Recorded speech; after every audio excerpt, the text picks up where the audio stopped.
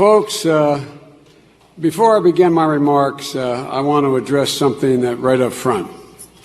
And I know, you all know, that the fact of the matter is that women's rights and women's health are under assault like we haven't seen in the last 50 years.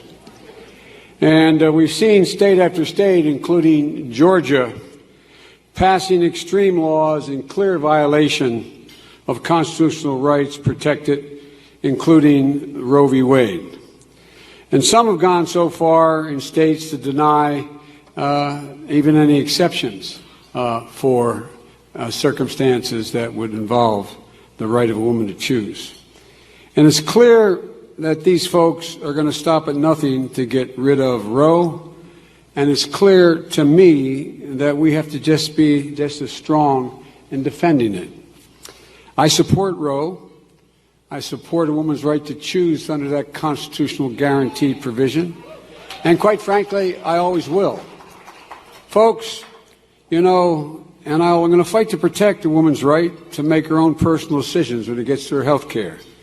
I've also, for many years, and let me say this before you start to clap or boo, is that for many years as U.S. Senator, I've supported the Hyde Amendment like many, many others have, because there was sufficient monies and circumstances where women were able to exercise that right, women of color, poor women, women who are not able to have access, and it was not under attack as it was then, as it is now.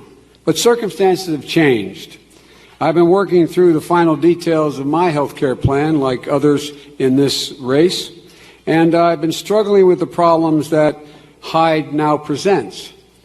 It's become clear to me that to get universal coverage and to provide for the full range of health services women need, which I plan to do with the continued expansion of Medicaid and a public option of a Medicare plan, in that environment, where providers like Planned Parenthood are under unrelenting attack, where we have a circumstance, and I want to be clear why I'm taking the position I have. So I make no apologies for my last position, and I make no apologies for what I'm about to say. The fact of the matter is that when, in fact, there is this enormous pressure and even threat to close down clinics that are available in the past for women who do not have the funds but are able to have them paid for privately, as we've been able to do, that was one thing. But we now see so many Republican governors denying health care to millions of the most poorest and most vulnerable Americans by refusing even Medicaid expansion. I can't justify leaving millions of women without access to the care they need and the ability to exercise their constitutionally protected right. If I believe health care is a right, as I do, I can no longer support an amendment that makes that right dependent on someone's zip code.